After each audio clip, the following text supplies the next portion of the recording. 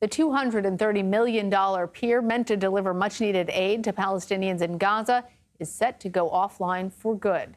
The Pentagon says the pier will cease operations after just 2 months from the beginning. The project has faced major logistical challenges. Officials say the pier itself and supporting structures will move north of Gaza off the Israeli coast until further notice.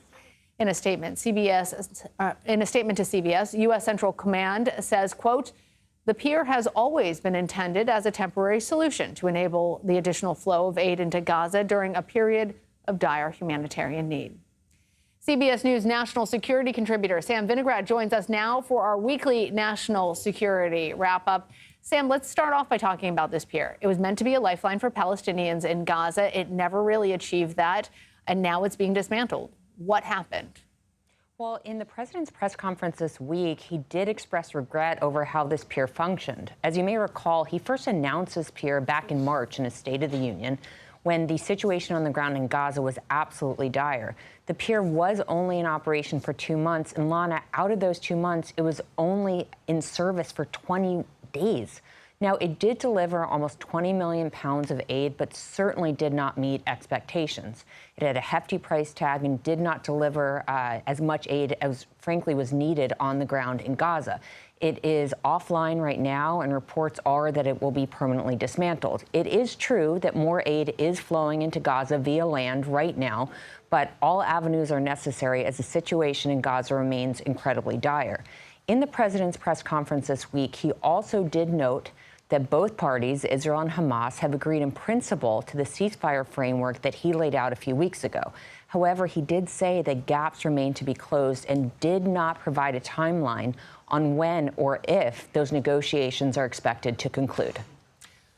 Sam, it's so disappointing what happened with the pier, but we have to shift gears and talk a little bit about some of the other headlines, including this week's NATO summit.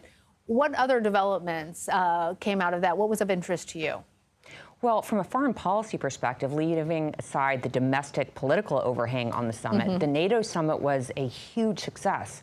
For the first time in its history, 32 member states met for the summit. Finland and Sweden are new members of NATO. For the first time in its history, 23 member states are meeting their commitment to spend 2% of their own GDP on defense. Huge accomplishments. When we look at Ukraine, there were several critical commitments made to help support Ukraine in its war against Russia. For example, allies announced that they would be delivering very critical air defense equipment to Ukraine, and also said that F-16s had arrived in Ukraine, really important for the war effort. Over the longer term, the NATO statement indicated that Ukraine is on an irreversible path to NATO membership, and they're starting to operationalize that.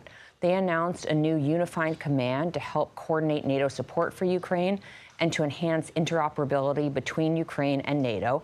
A permanent representative of NATO is going to be stationed in Ukraine, so huge progress there.